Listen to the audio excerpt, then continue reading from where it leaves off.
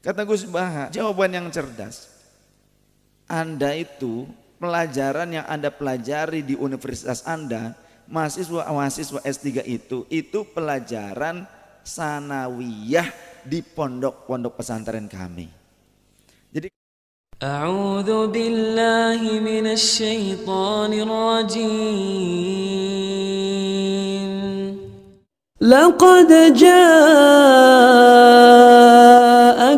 rasulun min anfusikum azizun 'alaihi ma 'anittum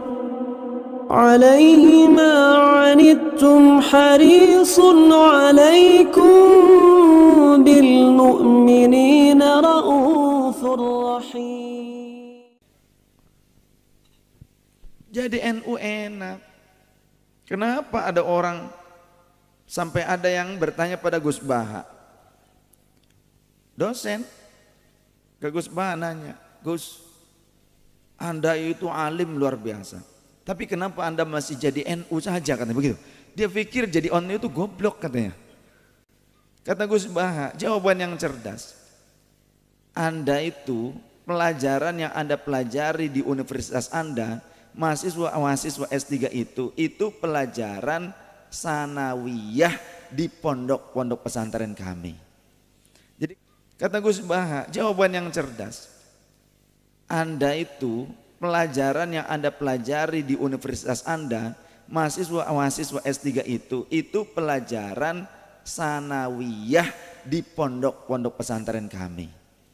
Jadi kalau di NU itu masih sanawiyah, tapi kalau di sekolah-sekolah formal, universitas-universitas Islam itu sudah jenjang S3.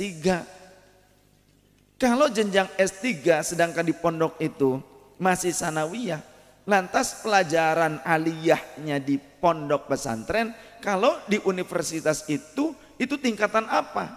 S-teler. Kenapa mereka nggak nguntub?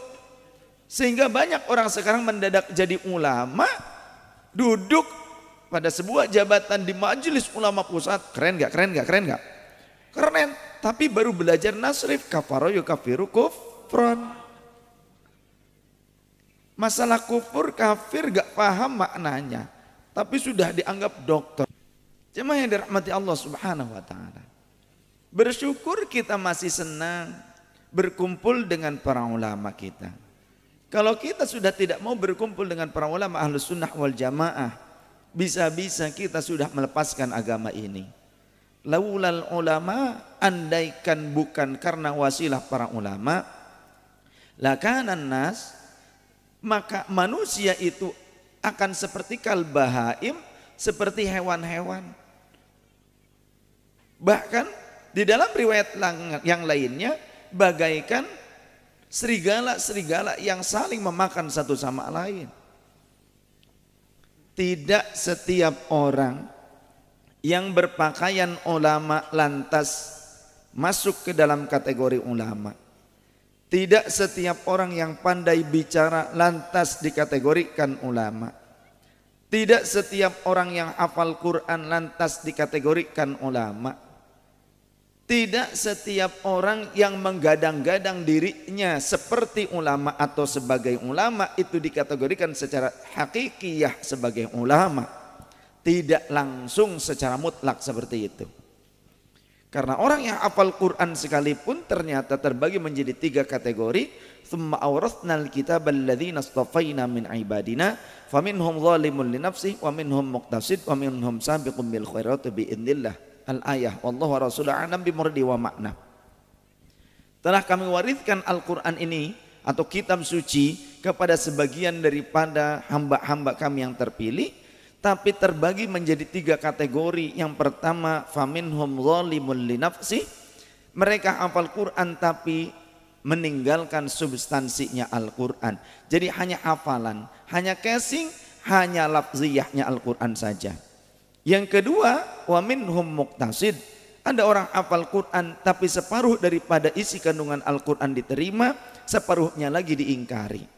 Wa minhum sabiqum bil khairati biidznillah, Yang ketiga orang yang hafal Quran dan memang mengamalkan substansinya Al-Quran.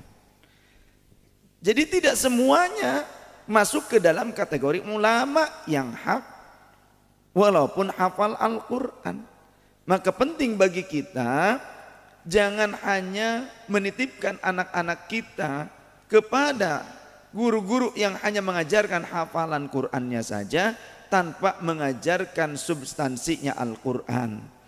Maqasidus syariahnya, fikihnya, kitab tauhidnya, tasawufnya. Tasawuf itu apa sih? Kok ada orang yang mengatakan tasawuf itu kafir, zindik? Mereka adalah orang-orang yang gagal paham. Sumbuknya terlalu pendek, jadi gampang kompornya meleduk. Tasawuf itu bukan berarti orang-orang yang zindik, bukan berarti orang yang meninggalkan syariah. Tapi tasawuf adalah bagaimana caranya bisa memahami syariah, melembutkan kolbu dan lebih hati-hati dalam pelaksanaan syariatul Islam. Seperti itu. Bagaimana ketika ada tokoh-tokoh sufi, tokoh-tokoh tasawuf yang mereka seolah-olah memiliki satu sikap yang kita belum memahaminya secara syariah. Jangan dulu kita suudzon kepada mereka. Al-Imam Abu Hurairah radhiyallahu anhu sahabat Rasul diriwayatkan dalam Sahih Bukhari, beliau mengatakan, aku diberikan 2 wadah ilmu. Yang satu wadah sudah aku sebarkan kepada kalian. Sedangkan yang satu wadah lagi jika aku sebarkan pada kalian, niscaya kalian akan membunuhku. Kalimat ini juga disampaikan oleh Sayyidina Ali karramallahu wajhah, Sayyidina Hasan wal Husain radhiyallahu anhuma dan beberapa tokoh-tokoh ulama kurun awal dari kalangan para sahabat. Sehingga Imam Bukhari pun menukilnya di dalam kitab Sahih Bukhari. Maka janganlah kita orang yang mubtadi, orang yang baru mengawali pembelajaran, istilah sekarang itu hijrah. Awas hati-hati dengan jebakan Batman. Memandang kenyataan itu terbalik. Mereka membuat jargon, yuk kembali pada Quran dan Sunnah. Ngomong seperti itu kepada siapa? Kepada kita yang mengamalkan Quran dan Sunnah. Jika ada yang mengatakan kepada kita, ayo kembali pada Al-Quran dan Sunnah, jawab, kembalilah ya kalian. Karena kami tidak pernah meninggalkan Quran dan Sunnah, kalian saja yang kembali karena kalian pernah meninggalkannya. Betul? Jika ada orang mengatakan kepada kita, bertanya, di mana kamu ngaji, mencari ilmu? Di Ahbabur Rasul contoh.